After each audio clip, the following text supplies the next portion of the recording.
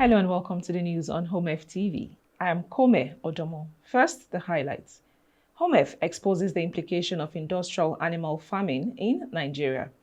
I'll watch Africa from exploitation to restoration, cancelling climate debts, reparation for Africa.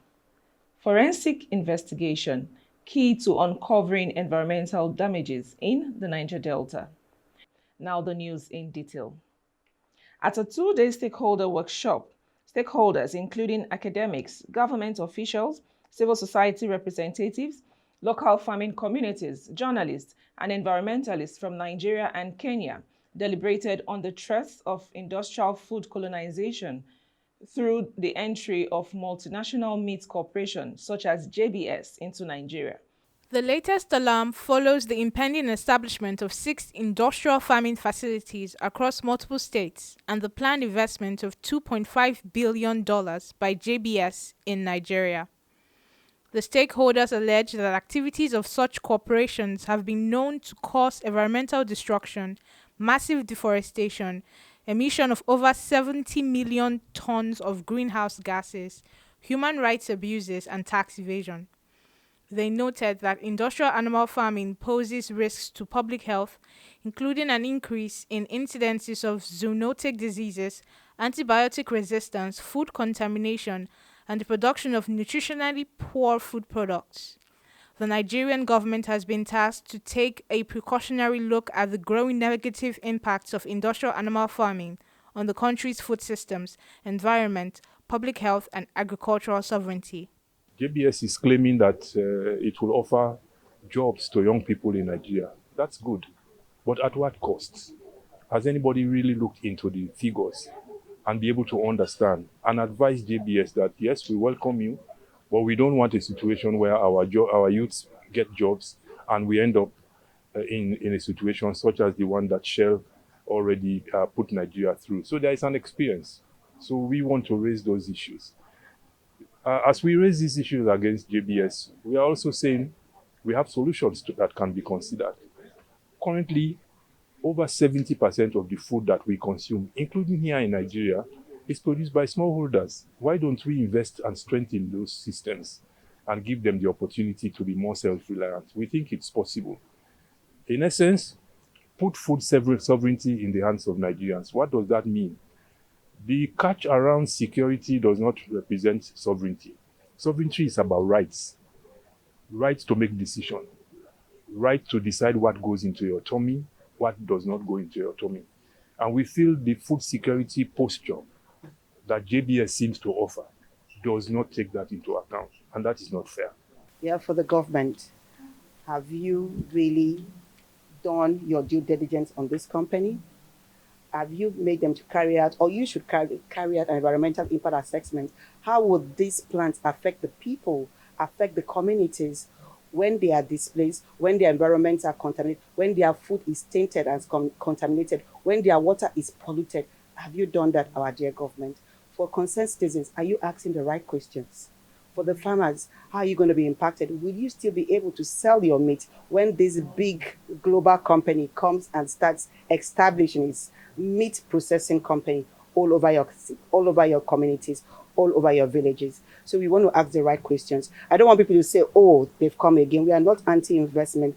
We are just protecting our people. We are Nigerians and we have a right to be protected. We have to start consciously having at the back of our mind that there must be a departure from the chemically induced food production, be it grains, be it animal husbandry and all the rest, to go back to our traditional system of farming and then also encourage small-scale farmers to be able to continue to feed the nation the way they used to be.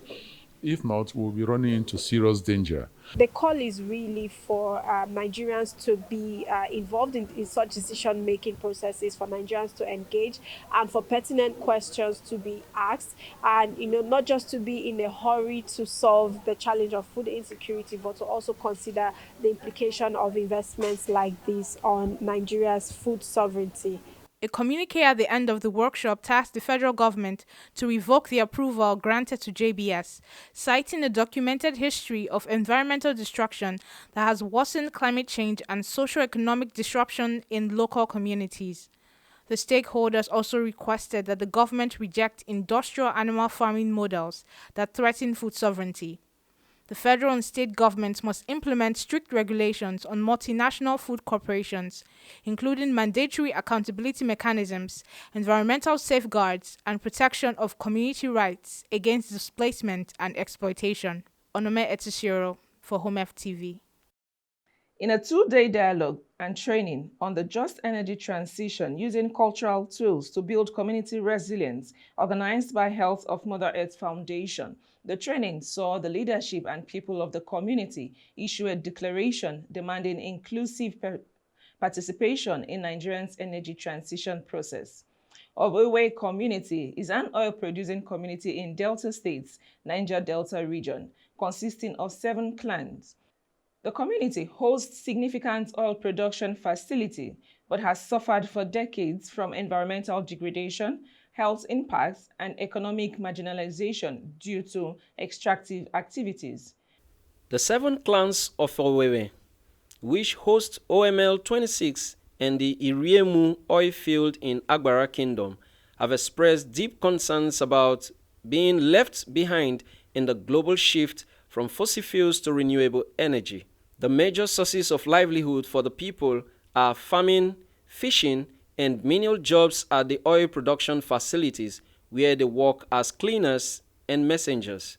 To date, the host communities surrounding the production sites continue to demand improved infrastructural development in their communities. Chief Philip Akpovukoko JP, President General of Owewe Community, highlighted the severe impacts of extractive activities in the community, including polluted lands and water bodies, health challenges from gas flare, and economic marginalization. But it appears as if Otokutu is not part of Agbara. The whole of Agbara, they have street light. But my community, that is the beginning of Otokutu, from this end, is having no street light. We are managing ourselves to see how we can generate light within ourselves.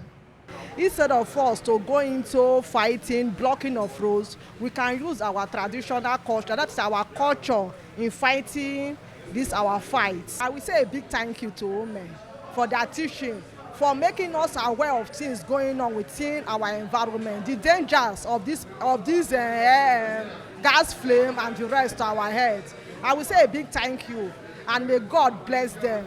HOMEF's project manager, community and culture, Cadmus Atake Enade, during the training sessions on cultural tools for resistance, emphasized that the transition cannot be complete if justice is not attached to it. He stressed the importance of community solidarity, integration, and collective responsibility in advocating for environmental justice.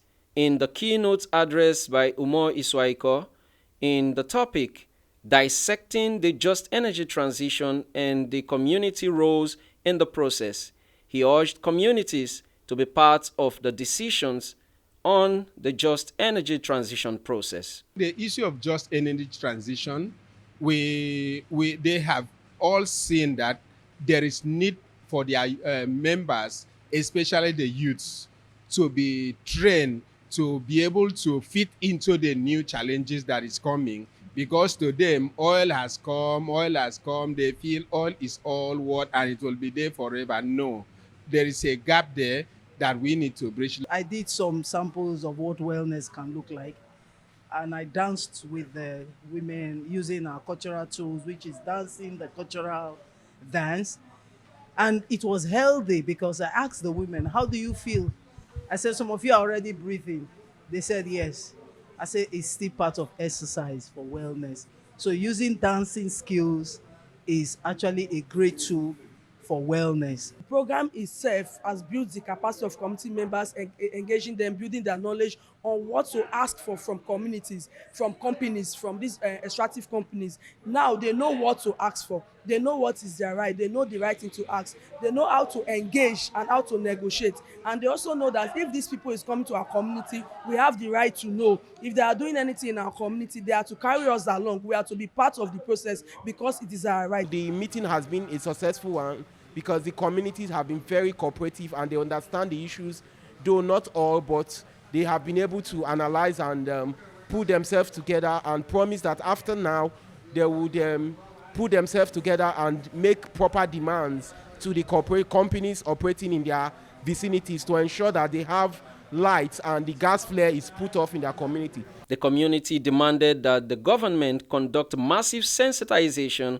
campaigns on the just energy transition for communities, a direct engagement between government, oil companies, and communities in transition planning.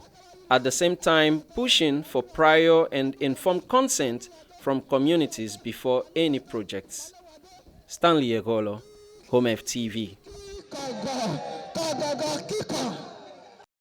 The lecture, hosted by the Right Livelihood College 2025, was organized in collaboration with Health of Mother Earth Foundation, HOMEF, with the theme, Achieving Environmental and Climate Justice in the Niger Delta through Forensic Investigation, Local Action, and Global Impacts. Environmental experts has emphasized the importance of forensic investigation in uncovering hidden environmental damages in the Niger Delta region. Our correspondent Odudu Abasi Asuko completes the report.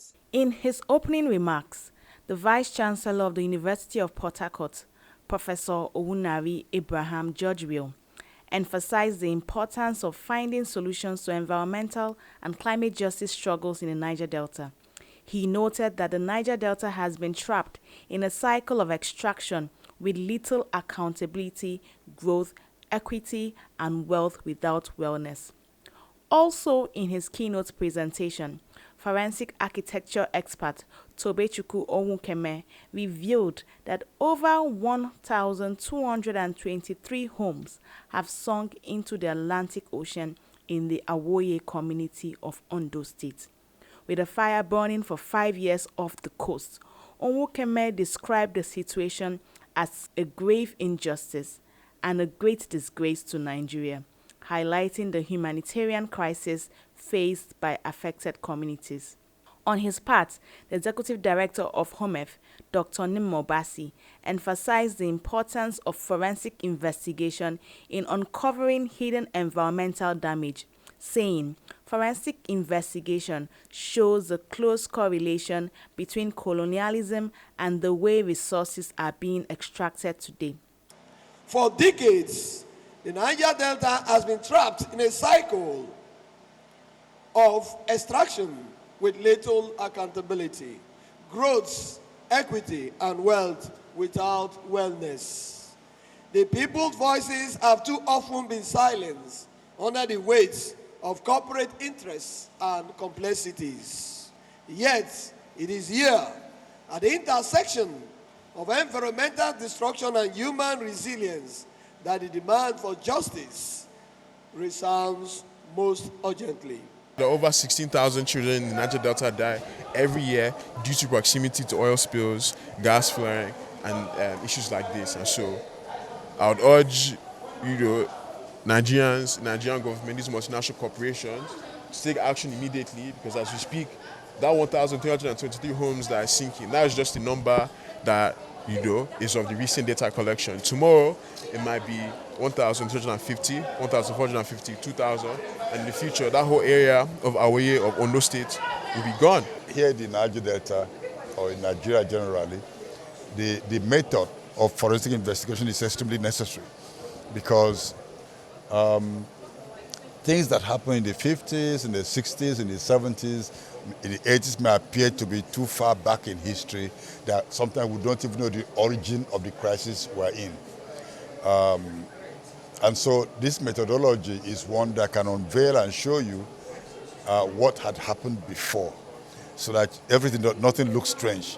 You can have the evidence of the damage, and then you can pinpoint who created the problem. The experts who shared their views during a livelihood lecture series at the University of Port Harcourt's Faculty of Social Sciences discussed the critical issue of environmental degradation and its impact on local communities. That the environment in Niger Delta has been destroyed in so many ways is not in question. It's obvious. But how do you obtain justice? You see, because there's a contradiction there, a fundamental contradiction, which has to do with capitalism. Capitalism or imperialism is the major culprit in environmental destruction. Our lecturer has given us a reason to believe that the struggle for environmental justice, climate justice, can move to the next stage with evidence provided through forensic data, forensic knowledge. Experts highlighted the devastating impact of environmental damage on local communities, including loss of livelihoods, homes, and clean air. They emphasized that the Niger Delta region, despite fueling the global economy, is plagued by oil spills, gas flaring, and devastated livelihoods, stressing that the situation demands urgent attention and collective action to address the environmental and climate justice issues in the Niger Delta. Odudua Basiasukwo for HOMEF TV. Oil sacrificed zones, especially in the Niger Delta region of Nigeria, bear deep scars of poisoned waters, devastated farmlands, and broken livelihoods. A once thriving community has been ravaged by pollution, stripped of its resources, and left to cope with the aftermath of decades of crude oil extraction.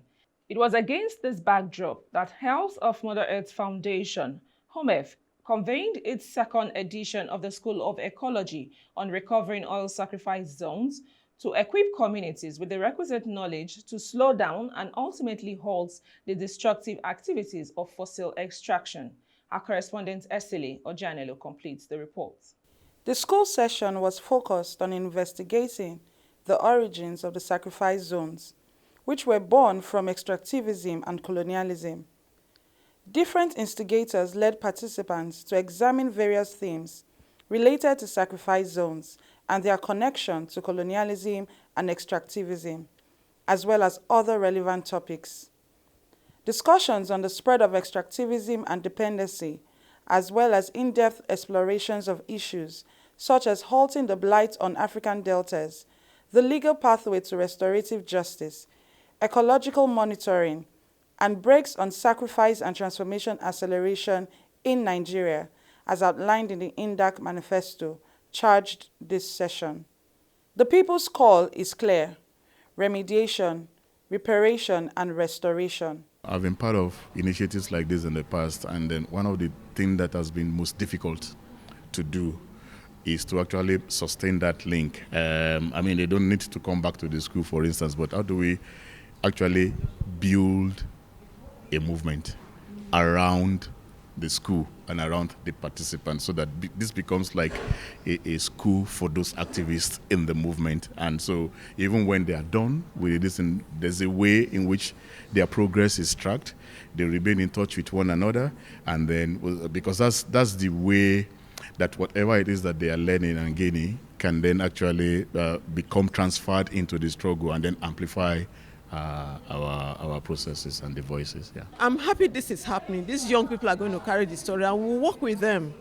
But I want to see a situation where we have governments being part of our issues, our struggles as a people, because we cannot do it alone. We can make all the noise, we can make all the impassioned speeches and so on. But without people to make regulation, to do enforcement and so on, we'll go nowhere. So the idea behind the School of Ecology is brilliant. I'm not surprised. Anything coming around Dr. Nimo Bassi, we know him. We are all his products. I started off as a very young journalist at The Guardian in the late 90s, working with him. The school had scholars committing to amplifying their voices in the struggle to recover the oil sacrifice zones in the Niger Delta. He stated that this will be achieved through various means to address these problems. I'll be taking back this message to young persons in my community, in my hub, the young people I encounter, especially those who make use of social media.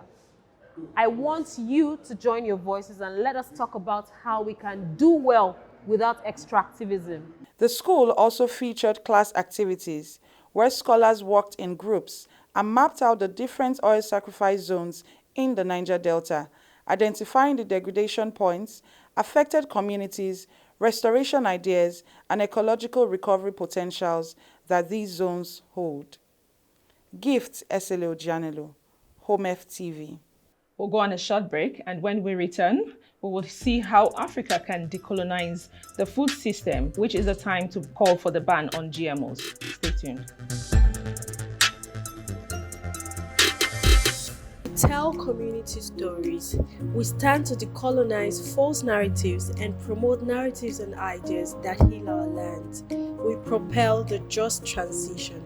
This is HOMEF TV, your #1 environmental space.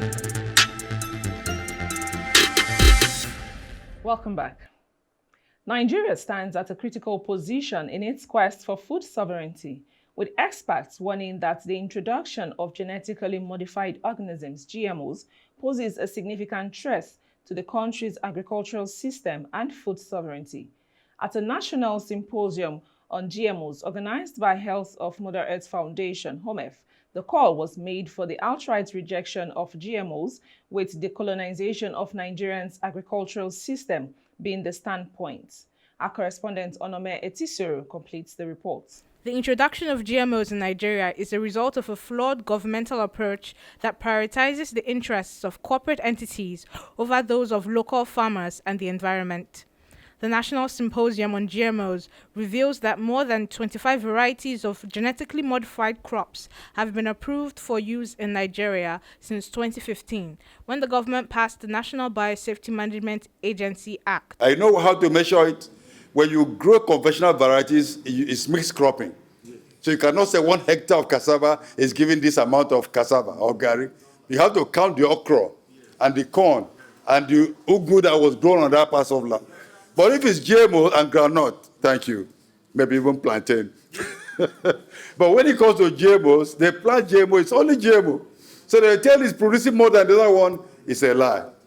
Scientists have compared productivity from GMO farms in the US compared to non-GMO farms in Europe, grown under similar conditions, mechanized, everything, and they found that the productivity was not different. So let nobody tell you that GMO will cure hunger. It will not. NAFDAC should be able to, at least where you are the ones who look up to when it comes to food and drinks, okay? That same zeal that you use in entering all those places to go and remove adulterated drinks and all that, please, we want to see that same energy with genetic modification. And in terms of research, don't worry about it. We can sit down with you in 2 hours. You will not have enough space to carry the documents and evidence you'll be giving. So for Nigeria, I think we need to also now go back and keep hammering on agroecology, because at the end of the day, we must preserve the soil, the environment that God has given to us. The symposium underscored the pressing need for Nigeria to take a decisive step towards a more sustainable and equitable agricultural system. As the country navigates the complexities of food security and sovereignty, experts are calling for a rejection of GMOs and a commitment to decolonizing agriculture. The symposium issued a unanimous call for the federal government to impose a moratorium on all new GMO approvals, as extensive evidence exists to confirm their profound negative implications for human and environmental health, as well as for our economy. Reviewed the National Biosafety Management Agency Act to include stronger safeguards, independent oversight, and meaningful public participation. Citizens were tasked to exercise their rights and demand a ban on GMOs for a healthy, just, and sustainable food system. Onome Etisoro for HOMEF TV. I'll Watch Africa expand its network against fossil fuel development on the continent. The meeting attracted delegates from more than 15 African countries, with active extractives agreeing to expand their network and multiply efforts to decampaign fossil fuels in favor of renewables. The message calling for immediate cessation of oil drilling got multiple attention at the annual general meeting in Kampala. The theme from exploitation to restoration, climate justice, debt cancellation, and reparation for Africa concluded that Africa has endured centuries of exploitation of its people, territories, and resources through colonialism, slavery, and extractivism, and the current climate crisis. The global north has left African communities impoverished, dispossessed, and disproportionately exposed to the ravages of climate change, despite contributing less than 4% of global greenhouse gas emissions. Africa bears the heaviest climate burden of desertification, flooding, drought, displacement, and loss of biodiversity. At the same time, African countries are trapped in debt dependency, spending more on debt servicing than on education, health, and climate adaptation. This unjust financial system undermines the sovereignty and perpetuates cycles of exploitation. The annual general meeting, hosted by the African Institute for Energy Governance, AFIEGO, as the host organization, had Dickens Kamugisha, the AFIEGO Chief Executive Officer, challenged the Oil Watch members all over Africa to pay attention to human rights violations against the affected persons of extractive projects. Salome Unduta, the coordinator, Oil Watch Kenya chapter, said leaders should be targeted for sensitization about fossil fuel developments because some of them ignorantly campaign for fossil fuel development, hoping for the best. Mr. Noble Waza, coordinator of Oil Watch Ghana, warned that it could lead Africans into the same trap they are in for the phasing out of fossil fuels and other extractives. How much are we doing to engage our governments? Because as we heard from Tanzania, it is the government that is signing on to contracts with the UAE, with China, and with every other person. But who gets to benefit? Is it the citizens? Is it our governments? Or is it those companies? Climate change has been with us for a while, but the communities, the local people had no knowledge to tackle it. And we are also forgetting that most of all of these things are beginning to divide us and also separate us from the social heritage that we have with the environment. Some communities are no longer in existence because of climate change. Some communities are no longer in harmony because of extraction and in the involvement or invasion of the multinational companies into these communities.